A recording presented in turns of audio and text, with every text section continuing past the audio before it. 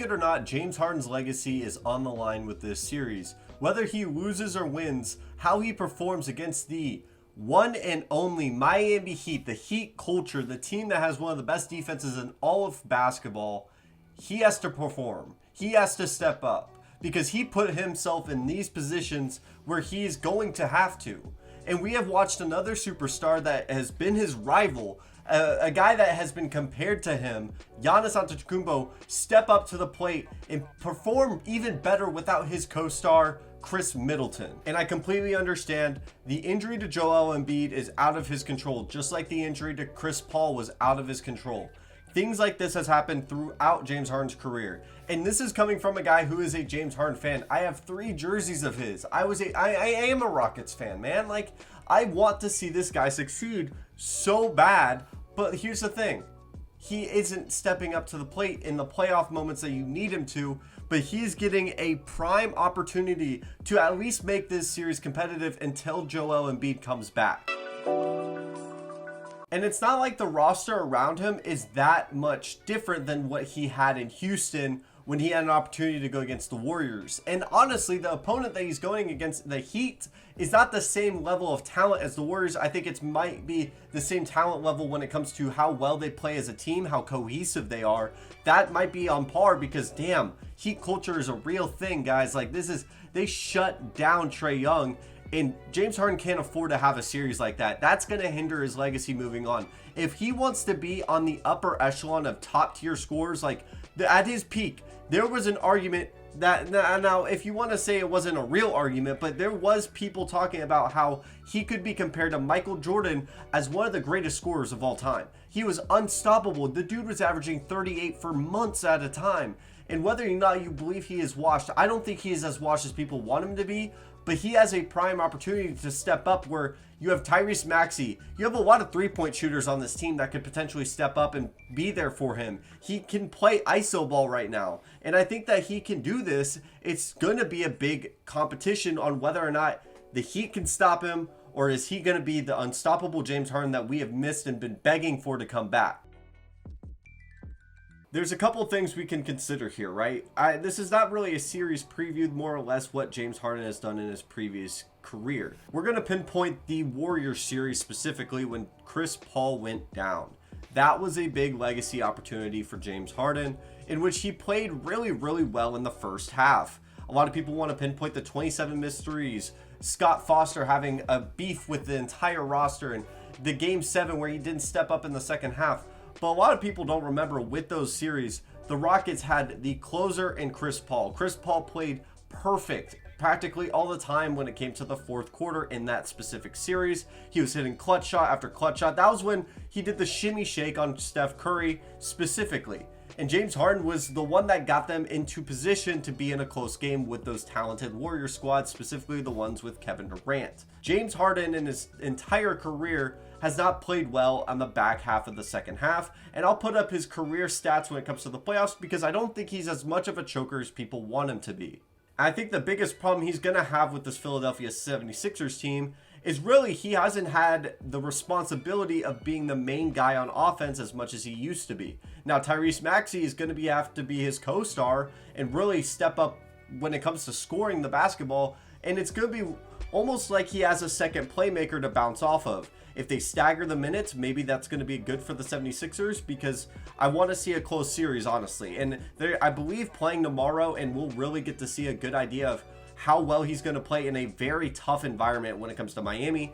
And they're going to throw everything at him. He even has to go against a former teammate in PJ Tucker who's going to really know how to defend. And James Harden plays pretty solid with a switch defense. The problem being, there's not a guy that he can really exploit on the Heat defense other than potentially Duncan Robinson, and that might be the key guy that he's going to try to pinpoint and expose. And if we want to look back at specifically the Bucks series last year when it went to 7, James Harden was injured for most of that. I excuse him for the most part. I don't like excusing players for a lot of things. Like, I didn't want to excuse Giannis if they went out and threw a stinker against the Celtics just because Chris Middleton is out. Every star in this league has dealt with a significant injury to their co-guy, their main guy that's right next to him.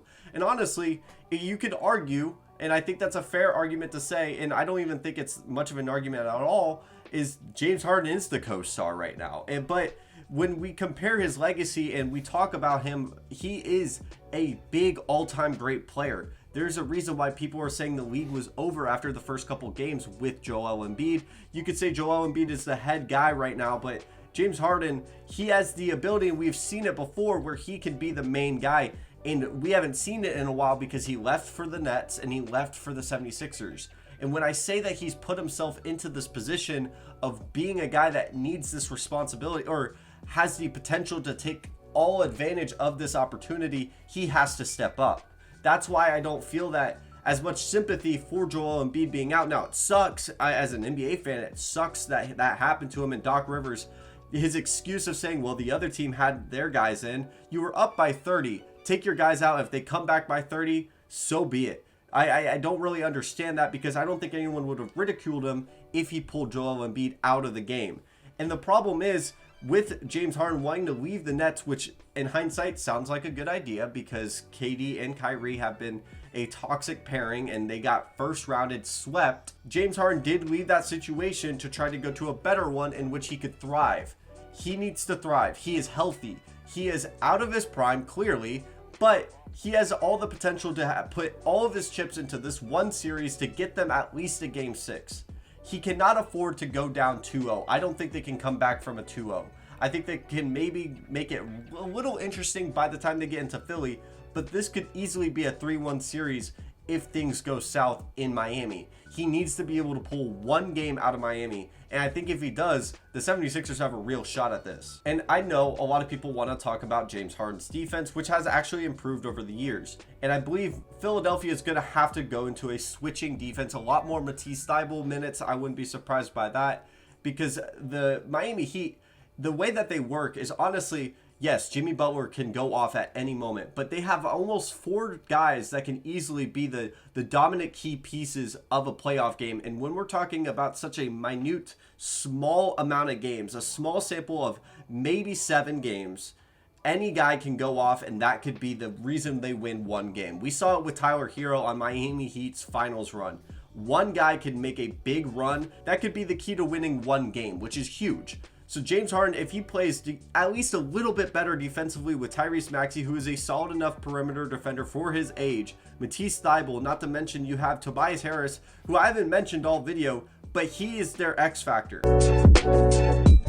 I understand James Harden has all the pressures on his shoulders, but if Tobias Harris has a stinker, I don't think James Harden's going to have any kind of a chance. Which leads me to really wanting to talk about Tobias Harris for the last part of this video. He is really the main key to all of this, whether or not Philadelphia is going to really be competitive in this series, because I think they have the talent to steal one in Miami. And I know this is kind of broken into a whole series preview, but this is why I feel like this is a legacy game for James Harden. And honestly, I don't think there's much of a legacy for Tobias Harris other than he has not been able to step up in the moments when they have needed him to. He is the definition of a B+ player, but he's going to have to average over 20+ points per game and play really solid defense. And I think if they go small, because Miami's going to tend to go small sometimes, he's going to have to play really well against Bam Adebayo.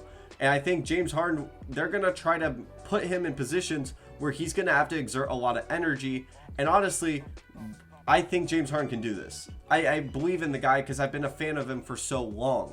I think that he has the potential to really come out and drop 33 a night. I think they're going to have to need him to do that because Joel Embiid is going to be waiting, and I think his return reportedly is game 5 or 6. If you can get there, and I think the main key, I keep saying it, is you got to steal one in Miami. And honestly, game 1 is your biggest opportunity. I think if Doc Rivers comes out with a game plan, which he never does, I want to make that clear that I'm not a big fan of Doc Rivers overall, and I think if they get swept in this series, he might get fired. But if they come out in a wild game plan, it could throw off Miami, and Miami's going to be trying to be prepared as much as they can. But James Harden, I need you to come out with a masterclass, because if you throw up a stinker, it's not going to be a good look, man. It's not a good look if you come out and don't perform like you should be. You are still a superstar, man. This is all on your shoulders to come out and at least make this series competitive. If they lose the series and at least it was to 7, I don't put a lot of blame on James Harden, because things might have been different if Joel Embiid starts from games 1 to 2. But if they come out and throw a stinker and Joel Embiid comes in and try to save them from a 3-1 lead, James Harden, man, are you really the co-star that everyone wants you to be? And thank you so much for watching. Have a wonderful day. I just want to say real quick, I am actually going to be starting a Patreon. This is not me asking you guys for money. I want to make that very clear. It's just whether or not you would like to support this channel in a different way. I'm going to leave it in the bio.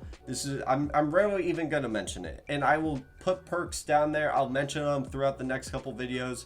It will be up probably in the next coming weeks. But I just want to say that. I want to put it out there. But by no means, no one has to do anything. If I got nothing from that, I still feel y'all's support through comments and likes. I get excited every time I see a comment notification on my phone. It truly makes my day seeing y'all talk about sports, and it's what I love to do, and it's what I love talking about all the time. It truly means the world, and our goal here is still 1,000 subscribers by the end of the summer. I'm going to be pumping out as many videos as possible because this is what I love to do. And thank you so much for watching. Have a wonderful day. Go kill it at some finals. I know finals week is coming up. Thank you so much for watching.